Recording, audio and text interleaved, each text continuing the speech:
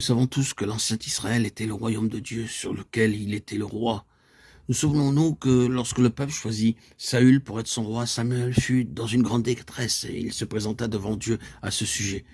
Mais l'Éternel lui répondit, « Ce n'est pas toi qui le rejette, c'est moi qui le rejette, afin que je ne règne plus sur eux. » 1 Samuel 8, 7. L'Ancien Testament nous montre de manière très sérieuse qu'Israël est le royaume de Dieu. Arrivons maintenant à ce nouvel Israël. Ainsi, puisque nous avons en partage un royaume inébranlable, Hébreux 12, 28. Dans l'original grec, le temps du verbe employé signifie « nous avançons pour recevoir un royaume inébranlable ». Nous sommes le royaume de Dieu et un peuple soumis à sa royauté et à son gouvernement. Nous devrons nous arrêter beaucoup encore sur cette question, mais ce que nous venons de dire est, je pense, suffisant pour nous montrer que c'est là une chose très réelle. Nous sommes entrés d'une manière spirituelle dans tout ce que symbolisait l'ancien Israël. Le Seigneur Jésus a dit à cet Israël-là, le royaume de Dieu vous sera ôté, il sera donné à une nation qui en produira les fruits. Matthieu 21, 43. Pierre dit que nous sommes la nation sainte, 1 Pierre 2, 9. Nous sommes les héritiers de tout ce que Dieu a toujours voulu pour son peuple.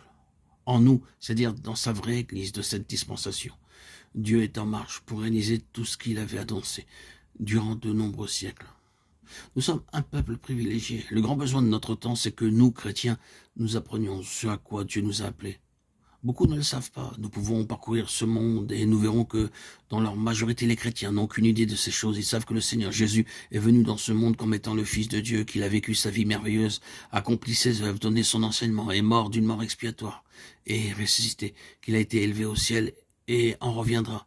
Mais ils n'ont aucune idée de ce que cela signifie, c'est-à-dire de ce qui est l'objet de tout cela, du grand dessein éternel de Dieu en tout cela.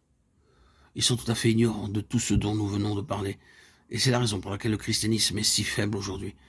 Ils n'ont pas reçu la véritable instruction, n'ont pas une compréhension vraie du grand dessein de Dieu dans son Église par Jésus-Christ. Le fait que nous sommes entrés dans une nouvelle dispensation est une chose très merveilleuse. Nous sommes le nouvel Israël, le peuple de sa pâture et les brebis de sa main. Psaume 95, 7. Et lorsque nous arrivons à la fin de la lettre aux Hébreux, nous rencontrons ces paroles merveilleuses. Que le Dieu de paix, qui a ramené d'entre les morts le grand pasteur des brebis, notre Seigneur Jésus, Hébreux 13, 20. Il y a un sens dans lequel cette pensée domine toute cette lettre. Les compagnons de Christ sont ses brebis. Je suis le bon berger, je connais mes brebis et mes brebis me connaissent.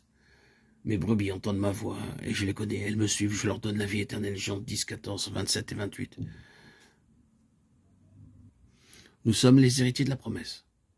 Et nous lisons dans le chapitre 8 de la lettre aux Romains, au verset 17, Paul dit que nous sommes héritiers de Dieu et co-héritiers de Christ. L'Église est aussi introduite, héritier de Dieu et co-héritier de Christ. L'Église est désormais l'héritière de la promesse faite à Abraham. Et cette lettre aux Hébreux tout entière nous parle de l'héritage, du grand héritage auquel nous sommes appelés comme compagnons de la vocation céleste. L'appel qui nous est adressé dans cette lettre aux Hébreux est veiller à ne pas perdre l'héritage. L'ancien Israël l'a perdu par l'incrédulité. Vous pouvez perdre l'héritage. La lettre se sert ainsi de l'exemple d'Israël pour illustrer la possibilité terrible pour les chrétiens de perdre leur héritage. L'idée de Dieu est que nous soyons une famille.